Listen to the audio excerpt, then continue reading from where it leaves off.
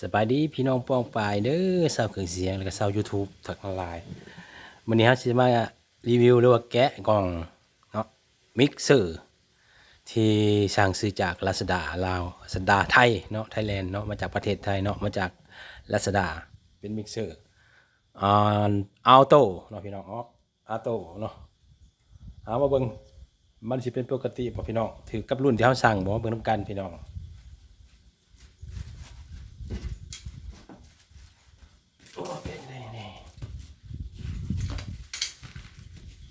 หัดขับเลยอยากมาใส่เลยเอาเลย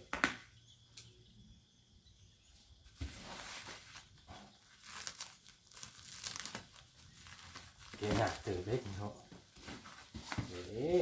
ส่วนมันอยู่ใส่เดนเครื่องมันปึ๊กเลยตัดไปเลยแหละพี่น้องเลย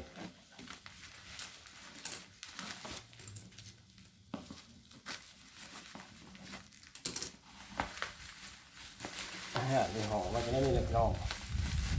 นี่แอร์ตู้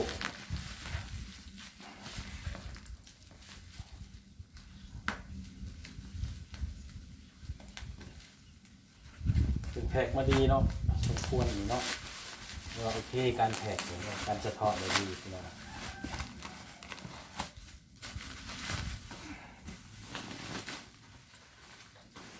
นี่แหละหน้าตาภายนอกกันเลยพี่น้องจุ๊บ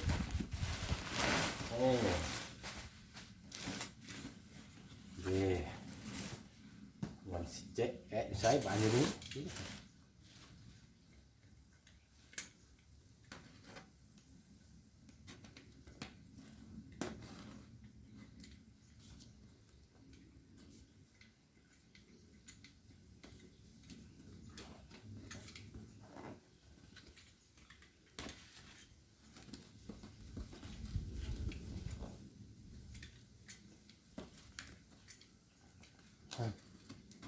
มัด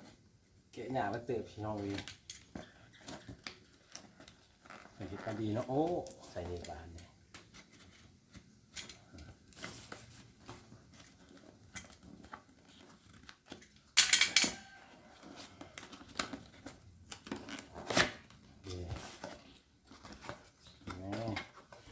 มาลุ้นกันพี่น้องเอาตัวออกมาจุ๊บโอ้บริใหญ่พี่น้องเลยน้อยเนาะไม่ได้เก็บง่ายเลยพี่น้อง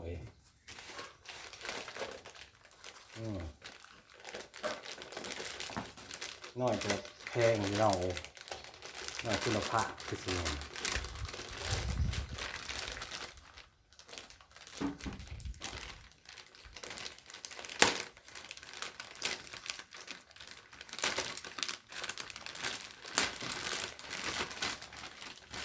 คุณภาพ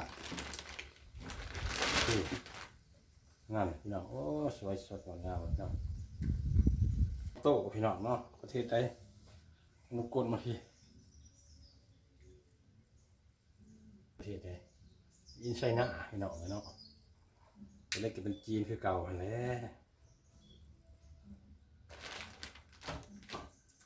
วไปฟังเสียงน้ำกันฟังอันนี้พี่น้องไว้บ้าน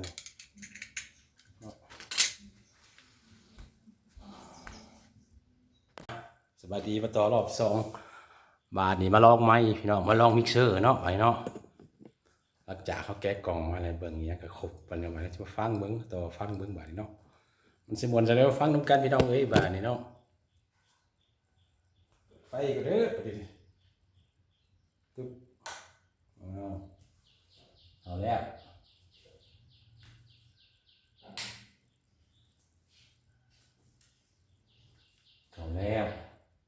แอม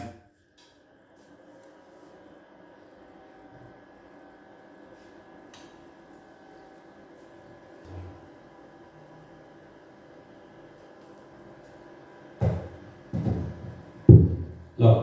2 3 4นั่นแหละพี่น้องไปลบ1 2 3 4คำว่านี่เอฟเฟกต์มันคืออะไรลบ2 3 4ลบ1 2ลบ1 2ลบ เริ่มสองโอ้ยไฟเลยไฟดูพี่น้องเริ่มสองสามสี่เริ่มเริ่มเริ่มเริ่มสองเริ่มสองสามเริ่มเริ่มเริ่มเริ่มเริ่มเริ่มเริ่มเริ่มเริ่มสองเริ่มสองเริ่มเริ่มสองสามสี่เริ่มเริ่มเริ่ม